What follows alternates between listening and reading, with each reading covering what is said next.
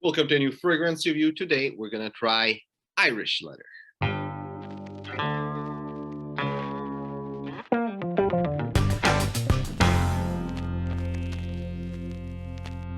So again, we got a little sample that came from that little kit.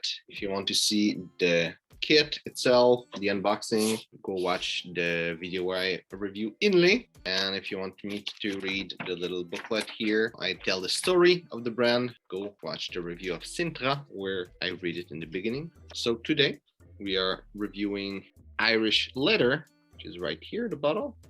There's a little text that says that it's wild leather on it. And it says, like a nod to the Irish origins of Memo Paris co-founder, Irish leather blends his leather accord with the wintry freshness of juniper berries and green mate absolute. One of those rough, cold mornings when the sun peeks through the heavy gray clouds. A 1,000-years-old scent, the scent of freedom, Irish leather gallops toward the horizon. So let's try to smell. As I spray it, there's a little bit of soapiness and cleanness that's there in the air. It dissipates really fast, then I'm getting some leather, herbal leather in the air. On paper, there's a lot of freshness, picking up a lot of mate. And if you don't know what mate is, the best way I could describe it to you would be like green tea. It's not like the best description, but it's close enough for you to have an idea what it is. And if you know what mate is, it smells really like the dry herbs of the mate. Having some juniper berry. That's about it. I would say mate is the strongest note, then it's leather, and then it's juniper berry, really close from the leather.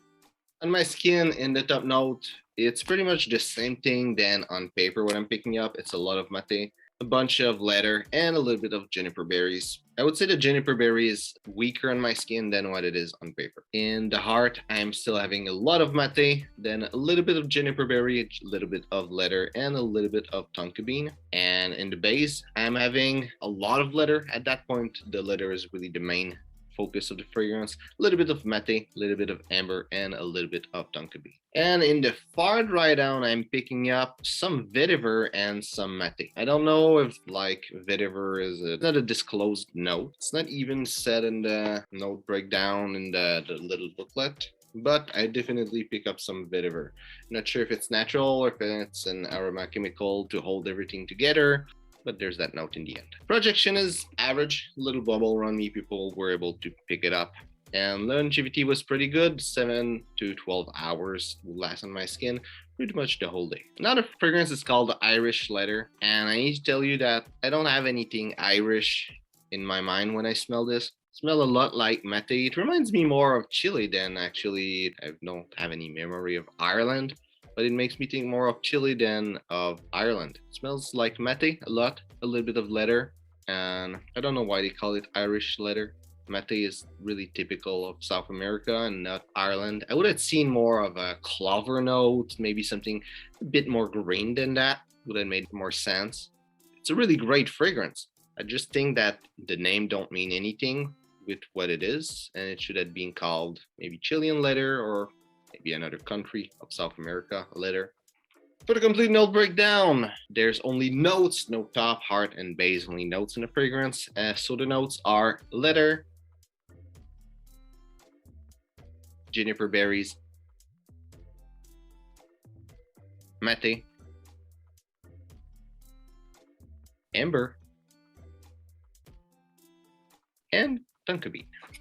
World City fragrance, it's leathery and green herbal. It will be a really great business fragrance, really masculine, serious, elegant. Will be really good for that. I don't think it will be so good as a dating fragrance. It's too serious, it's too dry, and I don't think there's any like sex appeal or anything to that fragrance. It's not sexy, it's just strong, powerful, and it will be not really good for a dating fragrance. In the summer winter spectrum, I would put it more in the middle. I'm pretty sure you could pull it off in summer.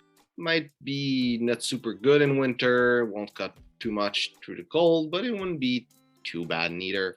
And as an everyday scent, I would say that the little cleanness and soapiness to it would make me think that it could be a good everyday scent. Wouldn't be like one of the best, but it will be really good, really solid. And if you're someone that like mate or that like green fragrance, if you like leathery fragrance, that could be a really good everyday scent because it smells great, smells clean, smells somewhat mass appealing, but it's still bold, it still have leather in mate and lasts the whole day. So it would be a good everyday scent. Wouldn't put it in a top or anything, but would be good. Finally, I'm really surprised about this one. Everything else, like up to now, were good, but kind of a bit disappointing, really mass appealing.